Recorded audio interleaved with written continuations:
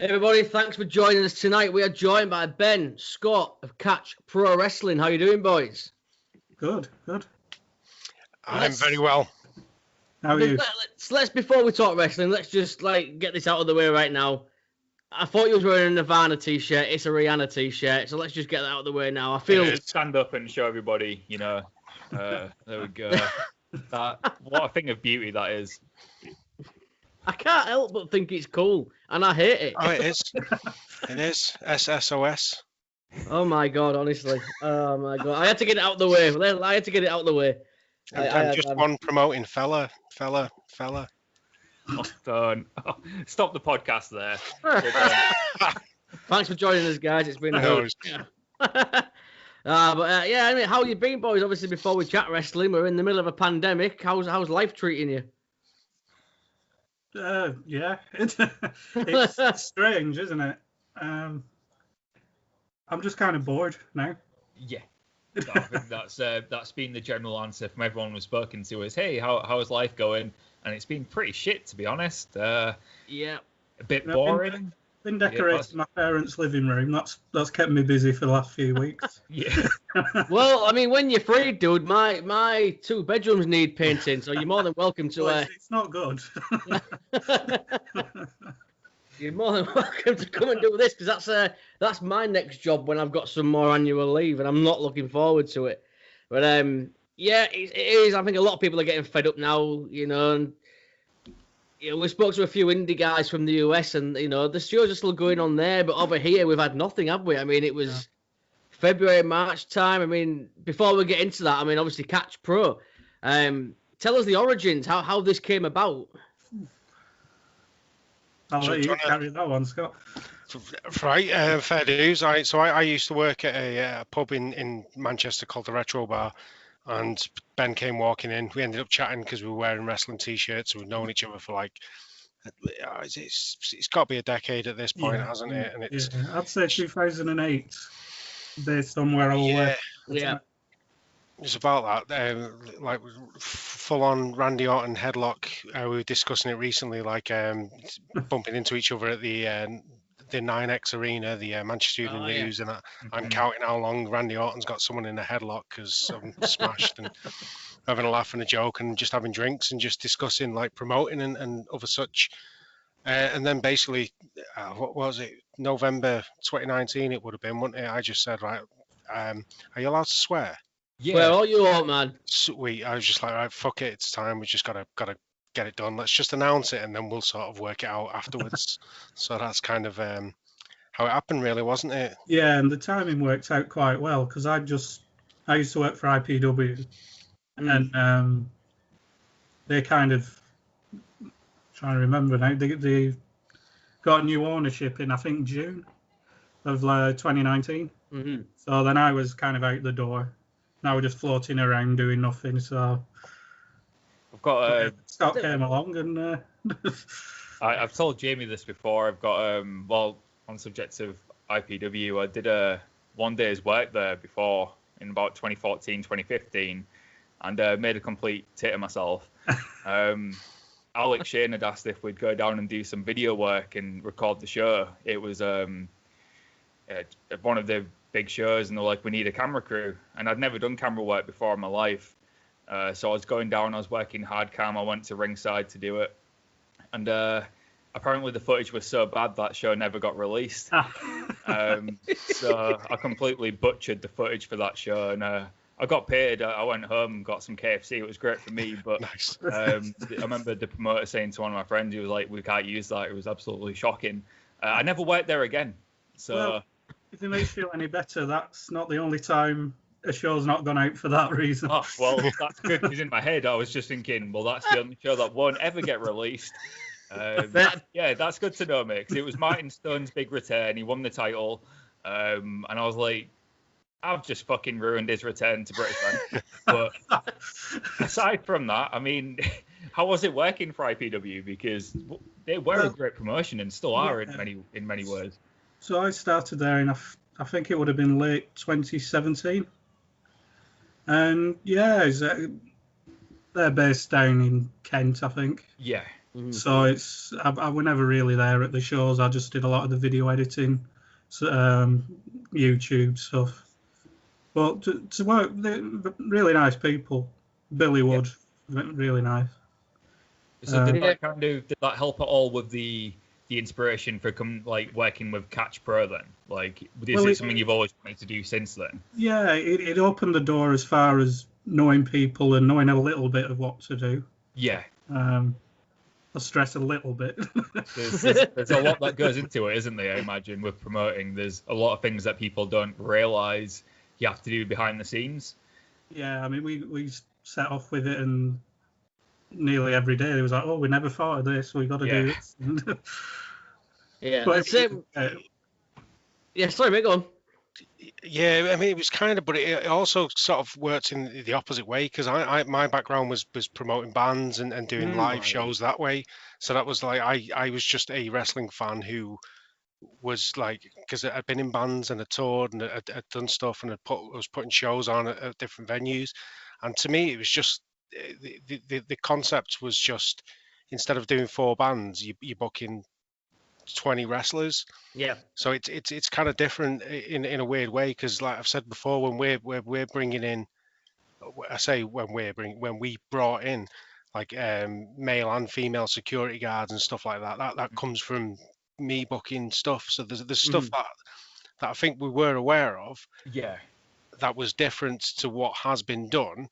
And then at the same time, there's the stuff that has been done that we were just like, well. So there's definitely transferable skills there from when promoted previously. You've been able to bring that over into promoting wrestling. Absolutely, but like production meetings,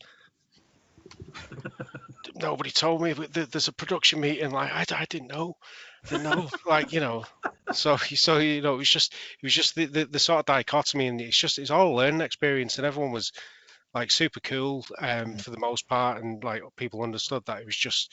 We're just trying something, and more places to work, the better for the people that are working. So everyone was pretty cool. What obviously pre-pandemic, I mean, you got the ball rolling. What were the plans? I mean, did you have major plans before all this hit? We kind of had 6 shows written to an extent that we were just sort of bouncing ideas between ourselves, and obviously, like we ended the first show with a cliffhanger, as it were, and we're still waiting to resolve that, or have we got to go somewhere else? What's the kind of the issues that we've got going? So, I mean, we sort of set on 6 shows, didn't we? And then we were going to sort of like move on from that, because I like arcs and I like stories, but when it comes to sort of indie wrestling, it's difficult because you don't know who's going to get a call and go off to pastures new, as it were. So I mean, how has that affected your company and the British wrestling scene in general, knowing that NXT UK has come about? And I personally think it's a positive in many ways. I'm sure there's people who disagree, but I think it's great for the workers and everyone involved. Has that affected any of your storylines so far, where you've had an idea for somebody and then they have been called to pastures new, as you put it? I don't think so, unless I'm missing someone. There was one match that was scheduled for the second show that's probably off now, because she oh yes she's made an appearance. It's not like right. So that was definitely one of them. Yeah. But I think that had more to do with the COVID than the NXT pandemic.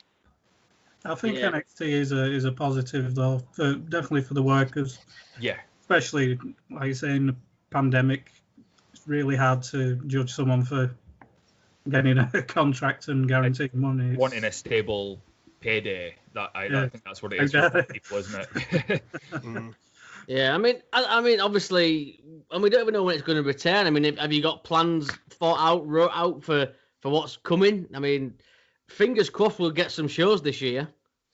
Yeah, I hope so. I hope something comes along real, like, because I'm kind of a fan of punk rock, and I love like alternative rock, and every so often, Nirvana will get signed to Geffen, and then REM will come along and something else, and it'll come big, and as soon as somebody goes off and moves on to NXTs or gets signed to AEW and can go off to the WWE, there's just room for the next stuff to come along, and that's like, I think it's essential to keep it fresh and keep it exciting, because we giving Felwells and the Nelsons and the Young Guns and everybody else the opportunity to step up and show what they can do, like Brady.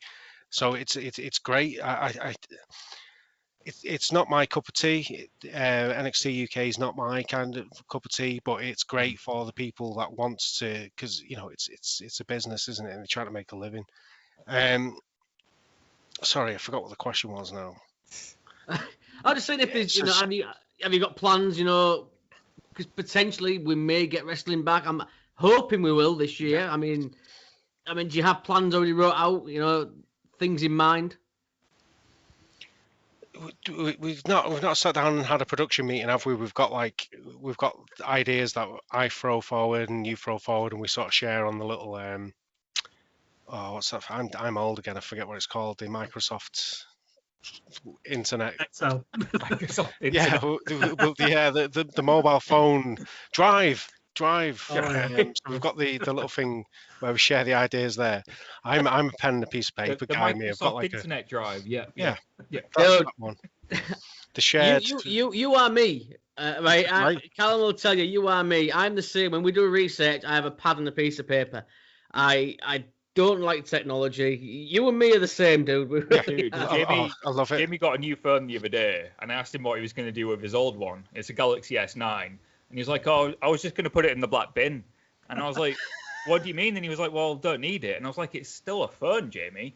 And he finally got a tablet for the first time and showed him it. And it was like trying to show a monkey how to write Shakespeare.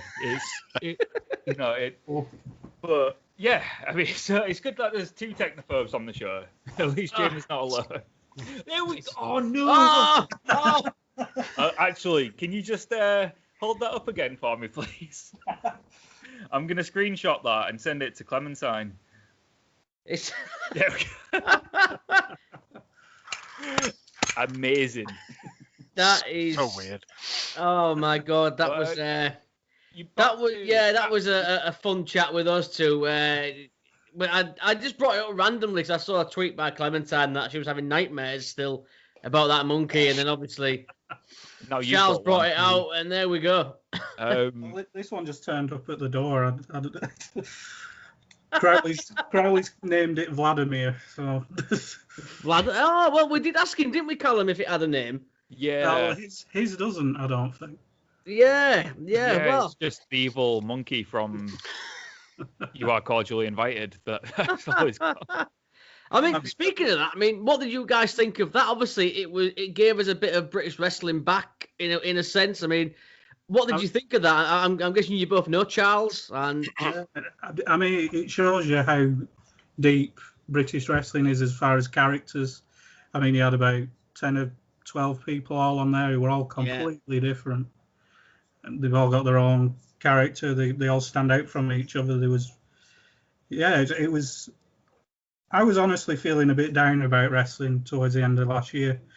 I wouldn't say thinking of giving it up or anything like that, but it was beyond bored of it. And that just reignited something in there.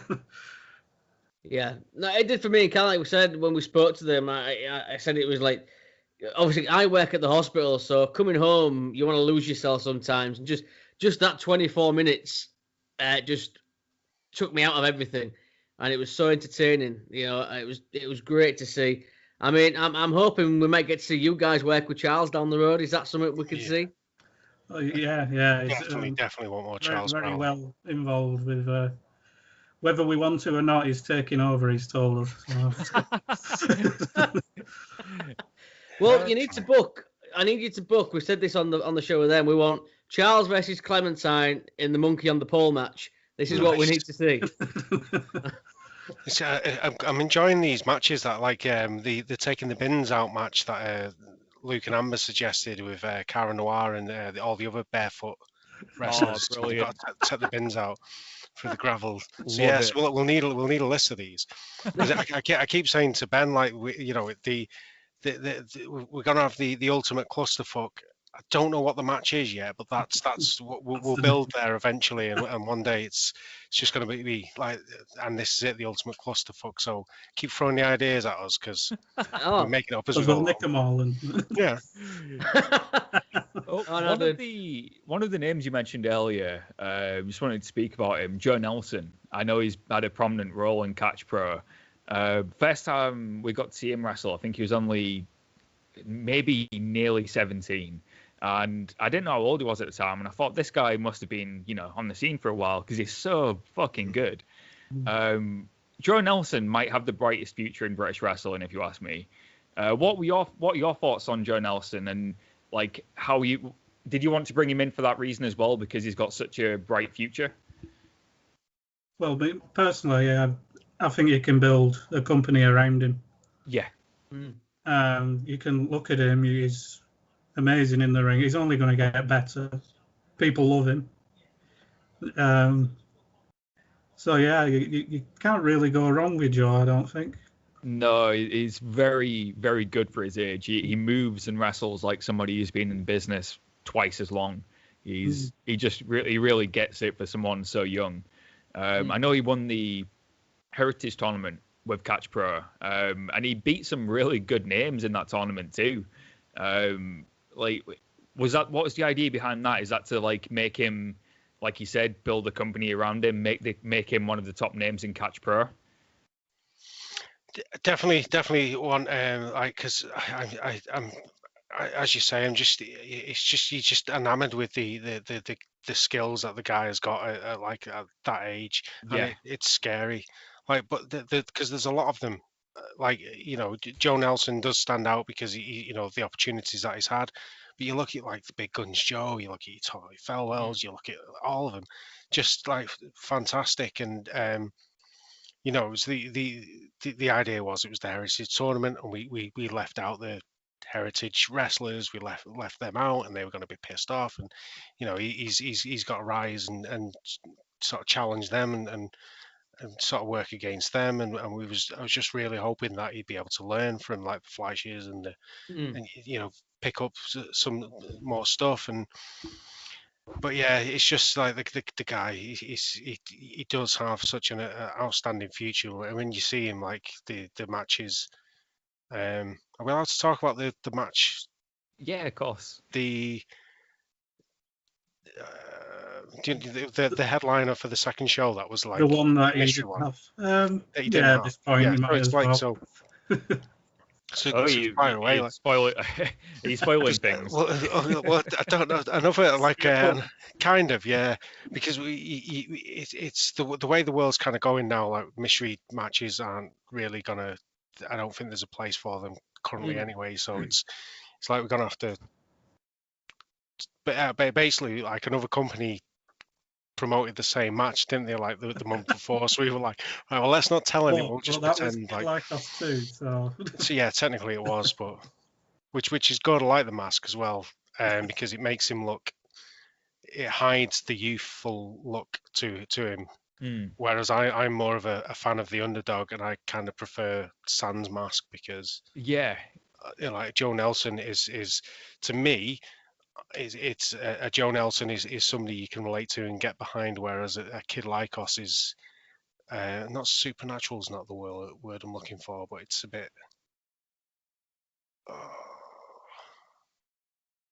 because I like masked wrestlers and I like the idea of masked wrestlers, but I like the more sporty I get you elements to the wrestling. With Joe Nelson, you kind of, like you said, is a great underdog babyface. So you want to see the facial expressions when he's selling and, he's taking the heat in a match. You sympathize with him more when you can see the face. That's just how I've always found it. Like, I've always found when I'm watching masked wrestlers, I find it harder to sympathize with the face, but I don't know if that's just me. But yeah, completely. I much prefer it. No, you're absolutely right. I think you lose a lot when for the underdog. I mean, a mask is great for your big monster heel or you don't or whatever, but like you say, you need that selling of. Yeah.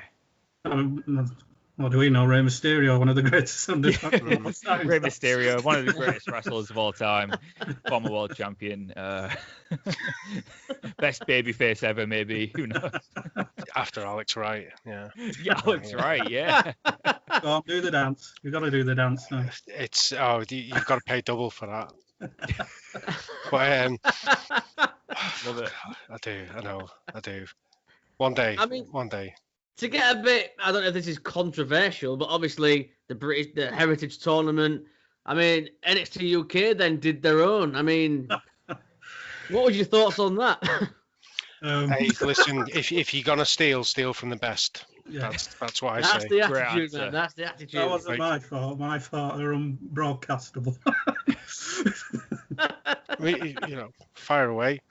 Like it's No, it were kind of funny, really, to be honest. But I mean, I don't know if they saw us or not, but we'll say they did, and Of course they did. Take it as a compliment. Yeah. Let's not mention the contracted employers that came to watch the show. Won't mention that. But yeah, like Vinny, if you want to keep coming down and getting some decent ideas, we'll be back in business shortly. I can't wait until that monkey shows up in NXT UK. That's going to happen at some point. Don't say that because it might. You never know. It might. You never know. But another thing as well is that obviously with the shows, how important has it been as well to have guys like Jody Fleisch and Johnny Storm? You had Chris Brooks and people like that. How important was it to get those guys as well? It's like spectacularly important for me as because like some people have spotted a lot of like Easter eggs that are popped in there, and there was references to different companies that I love. Like some people are the ones that have been spotted are like, I can see the Ring of Honor tournament that is inspired him, and we can see the Freeway Dance, the ECW one. So it was super important to me because I was like such a big Ring of Honor fan in the early days, that getting those two guys and being able to sort of see them live and like, because I remember them from the CZW match that they had and getting the VHS, like and skipping college to watch this VHS that I'd got, and it was like, it's just it's absolutely phenomenal. So for me personally, it was just short of like getting Alex right when he comes over and does that backflip off the turnbuckle, like that was and Brooks was amazing. What a absolutely sound dude that guy was. He was. I really appreciated like a lot of the sort of information he kind of fed me. How much inspiration have you taken from, like you mentioned, Ring of Honor and the tournament style?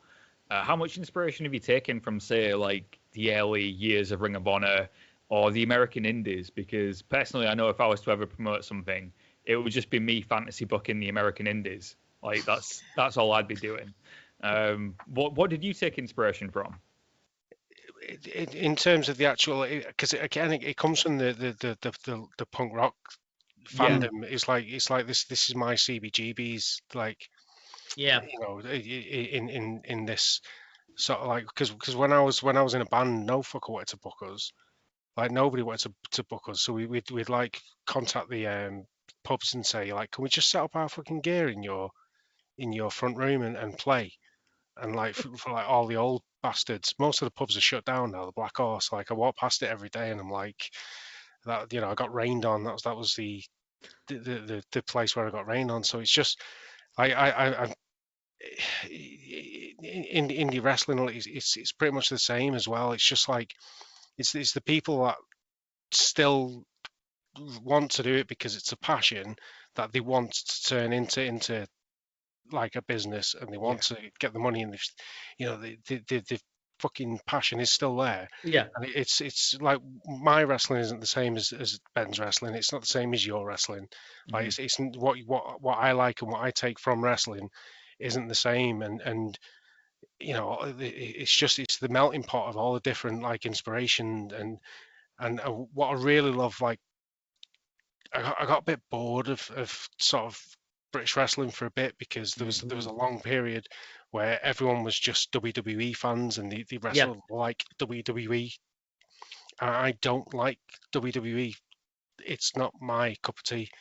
Like when Kevin Owens, like, you know, God rest his soul, you know, he's trying to take out Roman Reigns the same way every time, and he doesn't learn, and he doesn't get better, and he doesn't. And it's just the same old. Right, I'm gonna run out and deck him. There's and no then he's character evolution, is there? There's not. Like no arc or he anything. throws him off like a stand.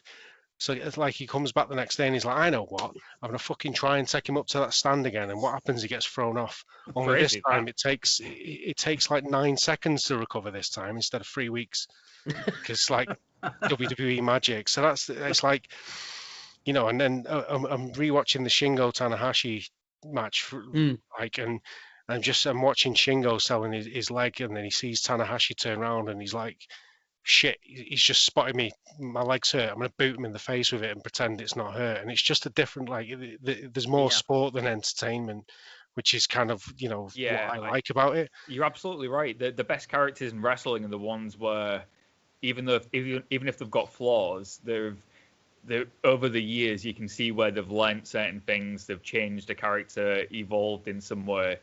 But if you look at Kevin Owens now to when he first turned face, it's the exact same Kevin Owens. There's nothing has changed about him. He's a great wrestler. He's an amazing promo, but that's not enough. It can't just be the same week in, week out.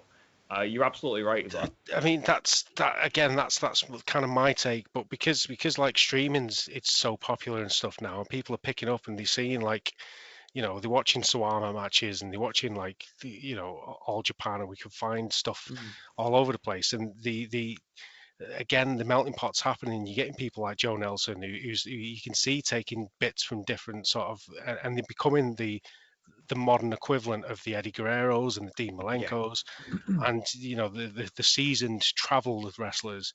And, you know, people are getting exposed to AEW and they're seeing, like, Lucha Underground, and there's so much more coming back to us again. And it's like the thing with the indies, whereas a lot of the sort of indies, you know, and it's just my taste. I might be wrong. I've been wrong before. I've no doubt I'll be wrong again. But I stand by this because this is just, it's the way I operate and what I like. And I want people who take from all different things, who don't work the hard camera and, you know, actually look like it's a fucking sport. Yep. You know, put wrestling back on the marquee, as old Jim Cornette once said. But that's my spin on it. Anyway. I love Jim Cornette. I'm not ashamed to admit it. I don't agree with him all the time. But Jesus Christ, is he entertaining? I do respect his opinion. But you're right. It'd be great to get wrestling back on the marquee, so to speak. And I don't think it's going to happen while it's not treated as a sport.